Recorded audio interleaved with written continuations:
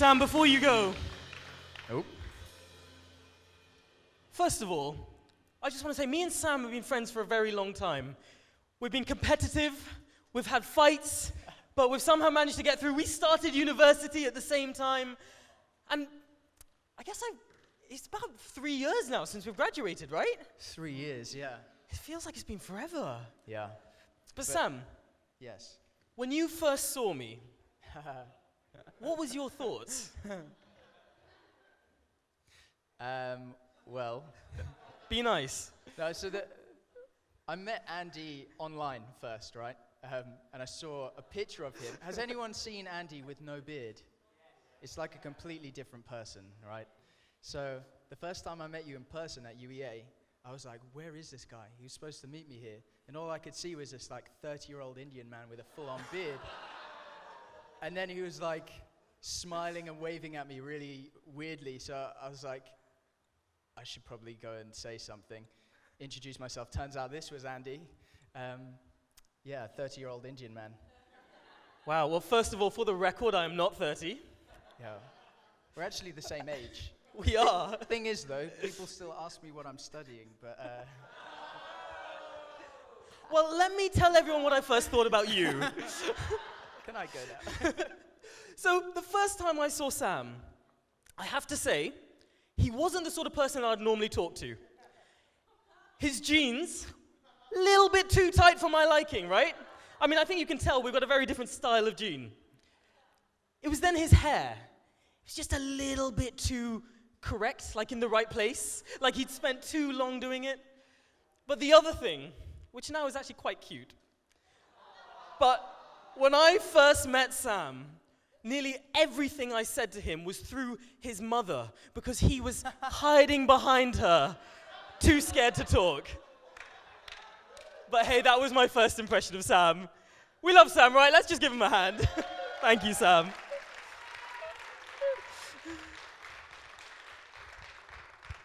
Despite my first impression of Sam, turns out I kind of like him. He's a good friend. He's a really good friend. But for a very long time, I almost didn't trust him, didn't talk to him, didn't want to have anything to do with him, because I just had this first impression. And you know what? I'm right now really glad that I did, because Sam turned out to be one of my best friends. He turned out to be the person who really dragged me along to church, who got me involved here. There was so much that I can now look back and thank Sam for. And like he said to me a couple of days ago, if it wasn't for him, I would probably be a drug addict. So thank you, Sam. Thank you very much.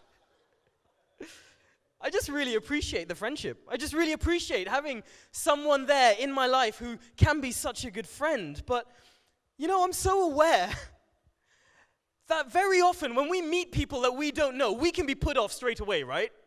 Like sometimes when we meet people, there's just something about them that just makes us want to, hold back a little bit. Maybe it's the jeans or the hair or something like that.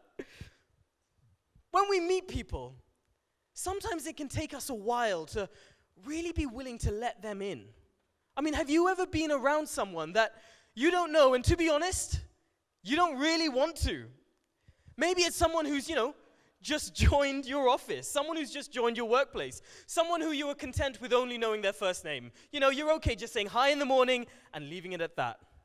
Maybe it's someone who's, a little bit different to you, someone who does stuff in a different way. Maybe it's someone who thinks differently to you. Maybe it's someone who has a different opinion on Brexit to you.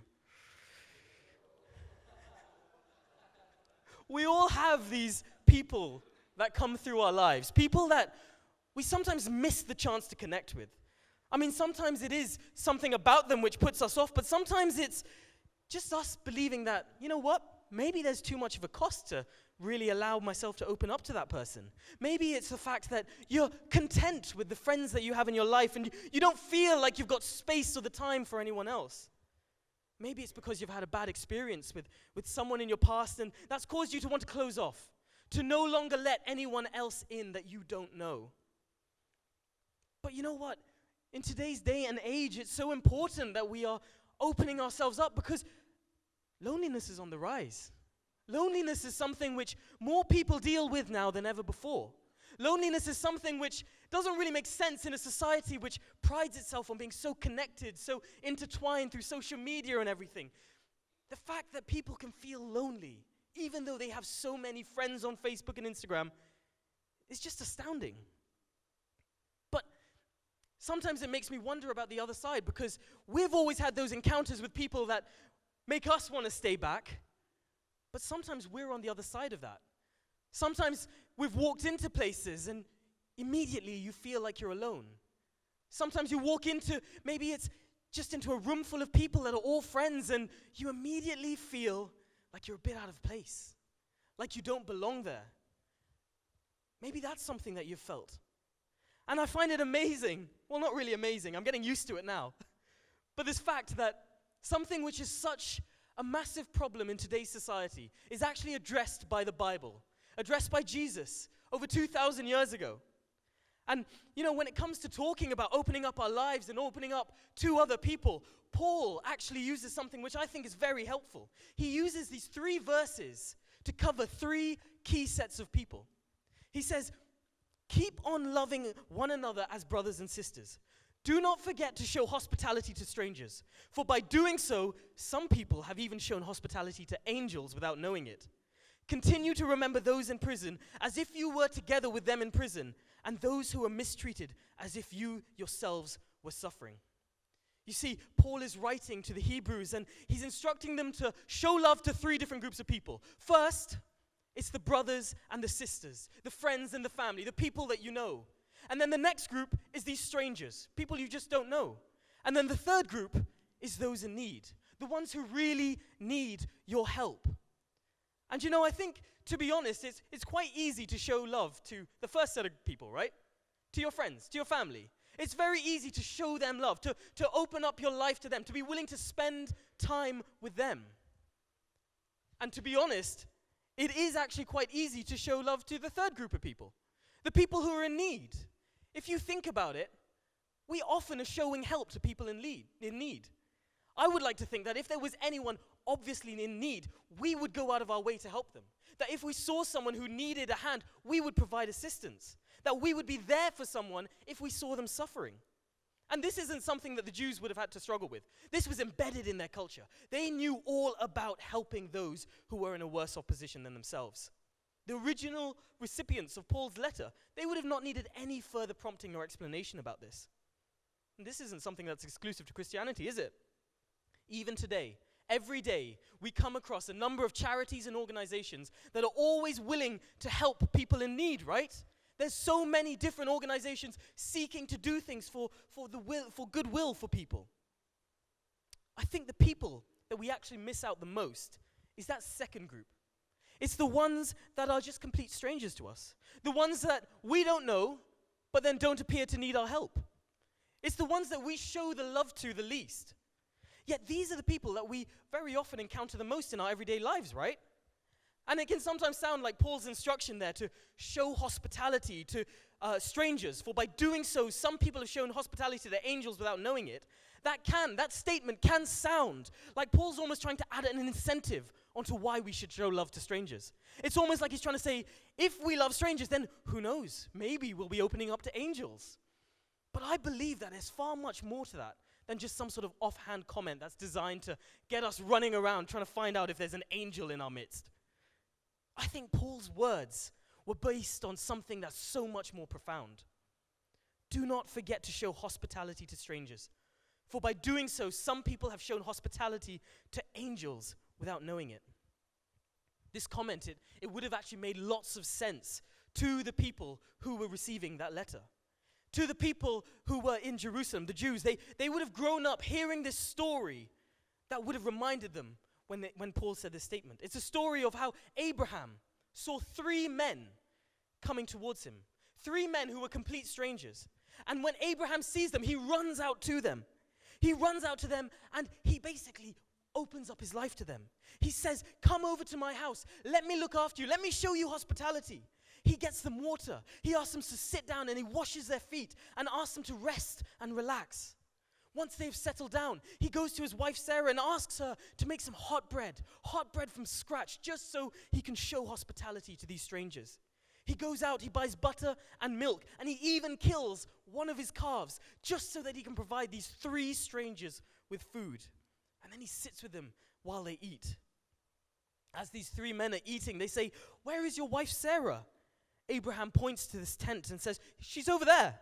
The men reply, "I will return about this time next year, and Sarah, your wife, will have a son."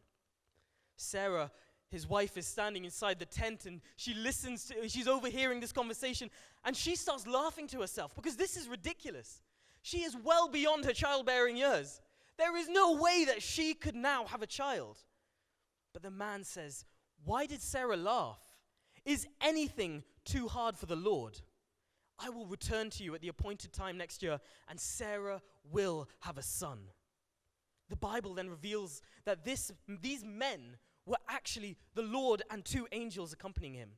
The strangers that sat before Abraham were in fact heavenly hosts and God himself. Abraham has this incredible encounter with God that he was just not expecting.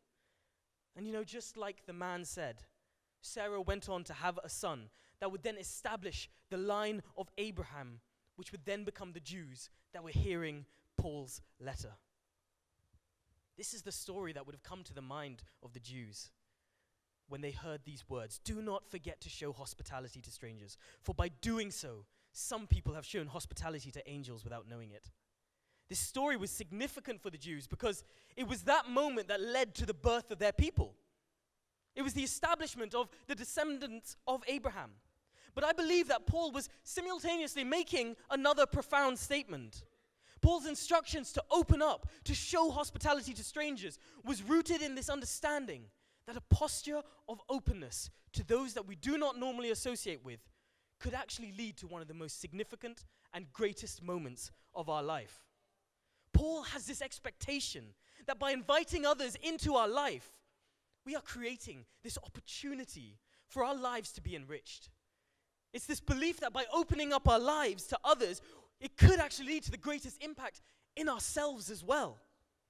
Paul's drawing this parallel that in the same way that Abraham's hospitality of 3 complete strangers led to the start of his lineage and his legacy, that if we are willing to do the same, to open up our lives to strangers, we just have no idea what the incredible blessing we could be allowing into our lives. It can be a little bit of a strange concept if you think about it, that if we open up our lives to strangers, then we could actually be in fact opening up our life for God to do something incredible. But so often that's the way that God operates. In the Bible, in God's word, it says, "Give and you shall receive." The more you give to God, then the more abundantly he will bless you. It also says that the first shall be last, that he who is willing to serve and give his life in servanthood will be the one who is exalted and honored before God. It's these almost topsy-turvy principles that can be confusing but sound right in line with this principle that the more we open up to our fellow man, the more we are actually opening up to God. That by focusing on humans, we're bringing God closer into focus. That by inviting people into our lives, we are fulfilling what God has created for us. As accounted by Matthew, Jesus, he's painted this picture of how God was speaking to the world once the world had recognized his full glory. And Jesus says, "Then the king will say to those on his right, 'Come, you who are blessed by my Father, take your inheritance, the kingdom prepared for you since the creation of the world. For I was hungry, and you gave me something to eat. I was thirsty, and you gave me something to drink. I was a stranger, and you invited me in. I needed clothes, and you clothed me. I was sick, and you looked after me. I was in prison, and you came to visit me.' And then the righteous will answer him, 'Lord, when did we ever see you hungry and feed you? Or thirsty and give you a drink? When did we see you as a stranger and invite you in? Or needing clothes and clothe you? When did we see you sick or in prison and go to visit you?' And then the king will reply, 'Truly I tell you, whatever you did for the least of these brothers and sisters of mine, you did for me.'" See, Jesus, he's trying to get across this idea that if we desire to serve God, then we need to be there for people, to open up our hearts to people, to invite people into our lives, to allow people to be part of our community, to share with people our own place of belonging, giving them a place to belong. However, at the same time, Jesus makes it very clear about where our intentions for opening up our lives to people should be. When Jesus says, take your inheritance, the kingdom prepared for you since the creation of the world, he's making it very clear that opening up your life won't lead to your salvation. That doing good to other people isn't what qualifies you to be right with God. Jesus makes it very clear that what makes us right with God happened well before we even had a chance to do anything about it. Because the only way that we can find salvation, that we can find ourselves worthy of being in relationship with God, is through Jesus. Only through what he has done, by offering himself as a sacrifice for our guilt. His life is an exchange for all of our wrongdoings, all of our sin, and the times when we fell short of the mark. That's why Paul's instruction to love others cannot be motivation for us to love others. Rather, it's this understanding. It's this full revelation and this full realization of what Jesus did for you that should be your motivation to go out and love others. This is God's desire for us, to co-partner with him in drawing people closer to him. This is where we find our purpose, irrespective of what job we do or what we do with our lives or where we come from. His intention for us is to be revealing to people glimpses of God through our lives. As the Message translation of the Bible puts it, let me tell you why you are here. You're here to be salt seasoning that brings out the God flavors of this earth. If you lose your saltiness, how will people taste godliness? You've lost your usefulness and you'll end up in the garbage. Here's another way to put it. You're here to be a light, bringing out the God colors in the world. God is not a secret to be kept. We're going public with this, as public as a city on a hill. This is what God wants from your life. This is what he wants for your life, to be a beacon of his love to everyone that you encounter. But this only happens when we decide to open up our lives to other people. Do not forget to show hospitality to strangers, for by doing so, some people have shown hospitality to angels without knowing it. When we show hospitality to strangers, when we open up our lives to people that we do not know, we fulfill God's will in bringing people to him. But at the same time, we find our purpose in God. And all of this creates the room for God's abundant blessing in our lives. Paul said, do not forget to show hospitality to strangers. For by doing so, some people have shown hospitality to angels without knowing it. And I think there's 3 things that we can take from this that help us, and 3 things that we can actually break this verse down to. And the first one, please repeat after me, do not forget. I think it's interesting that Paul actually starts with this warning, right? Do not forget. For us to be able to live out this sort of life on a regular basis, we need to make sure that we quite simply do not forget to show hospitality to strangers. Our lives, they can get so busy and so full, and very often the first thing that falls out of it is our willingness to be hospitable to people. They can so often become our lowest priority. People that we don't know can so often be forgotten about just because our lives are so busy. That's why we need to build this into our lives. To make this something that becomes like a routine, that's like a habit to us. We really need to internalize this principle of open house, of opening our lives up to others, if we are to ensure this is something that we really practice every day. And one of the keys to this is just making sure it's regular. If you plan to do something at the same time every week, every day, every other week, whatever it is, whatever works for you, if we plan it into our lives, it's a lot easier to stick to it. And I mean, that's why dinner parties work so well. Because within our church life, we have built in a rhythm for when dinner parties take place. Which means that we know that dinner parties are going to take place every other week. So when it comes around, we have the time, we have the opportunity to invite people into our lives. Because the truth is, hospitality is a skill. And like all skills, the more you practice at it, then the better you get. And I know that some people are naturally skilled with this. It's like they've been born with this ability to just be able to have great conversations with people and just talk to people nonstop. But then there's also people on the other side who potentially struggle having conversations with people, struggle to be hospitable to people, struggle to be willing to go forward and talk to people. But regardless of of how good or bad you are at this. Everyone has the ability to improve, to become more skilled, to get better at showing hospitality, which means that the more that we do it, the better we get at doing it. So we just need to start doing it, because the more we do it, the better we get at doing it, which makes it easier for us to do it, and then we just do it more. So maybe we just need to start practicing hospitality today. Start right now. Start today. Start maybe this week. Whatever it is, start inviting people into your life. People that you don't know to your home. People that are outside of your current circle of friends. Invite them into your life. The next one is do not forget to show hospitality to strangers. Everyone repeat after me. Do not forget to show hospitality to strangers. If you're struggling with this, you're really going to struggle with the third one. Come on, let's try that again. Do not forget to show hospitality to strangers. Getting better, getting better. We need to be on the lookout for people that we don't know. It can be so easy to just hang out with our friends and the people that we know and miss strangers as they walk past. Miss the people that we don't know. Pastor Tom has recently been reminding us that on a Sunday after the service, it's not just a time for us to hang out with our old friends, but rather it's an opportunity to make new friends. Don't miss out on the new people, the people who may be strangers at that time. I love this standard that Luke Rogers actually set for himself, to talk to at least 2 new people every Sunday. Every Sunday, Luke Rogers is actively looking for people he does not know so that he can engage them in conversation, so that he can get to know them better. And what that means is that we now have the possibility of making our atrium area one of the most comfortable areas for new people to come into. Because as they come in, there are people actively looking for them, looking to make sure that they do not feel awkward, that they do not feel like they're out of place, but that they feel like they're welcome, that there are people who are looking out for them. We need to be like that. We need more people like Luke, ready to go out there and just show hospitality, even to complete strangers.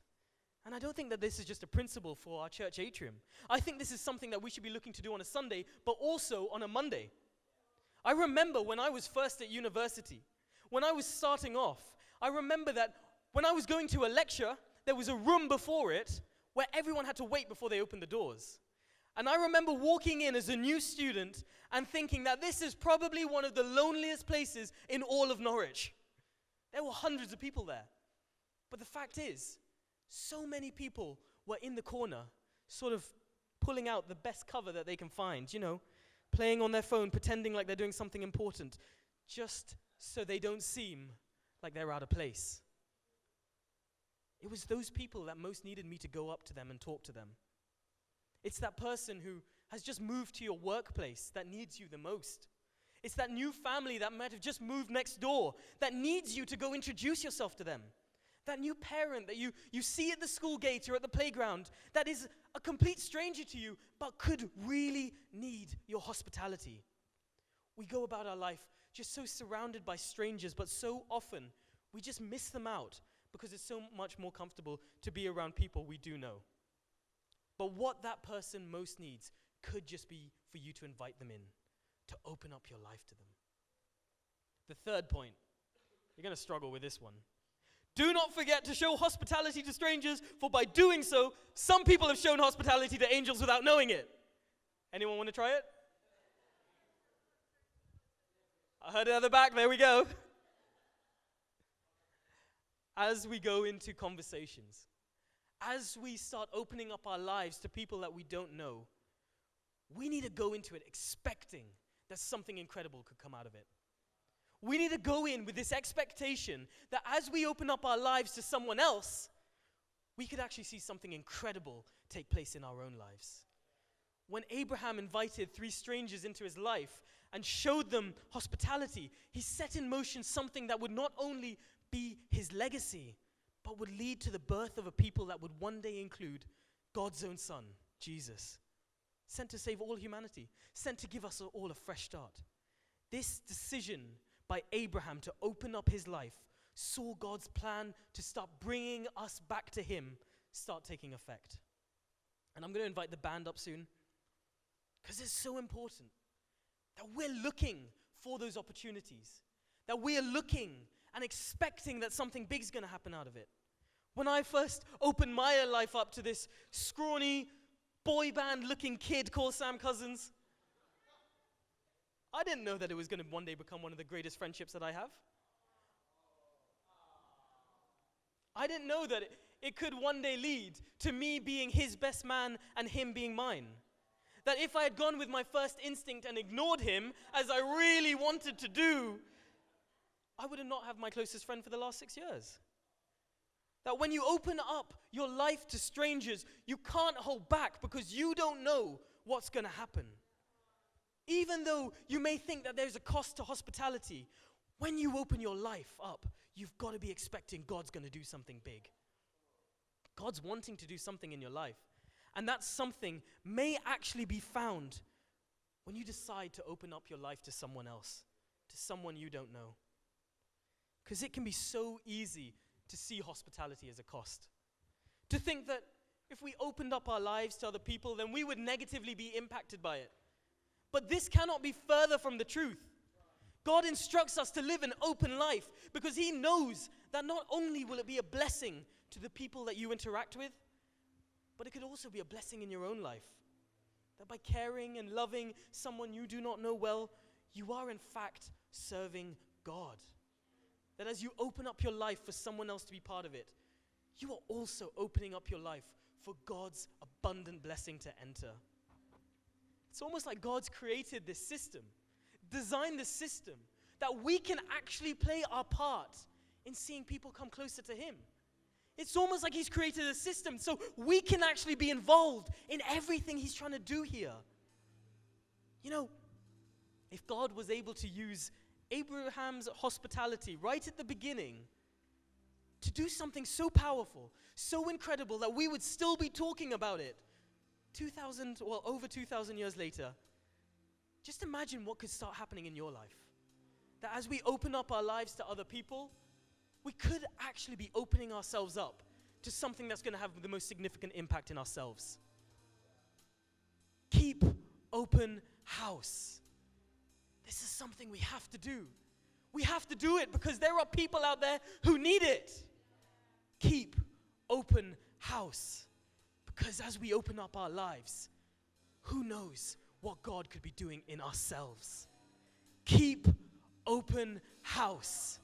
This is the system that God has designed. This is everything that he has created so that we can fulfill everything that we were meant to. Keep open house. Thank you.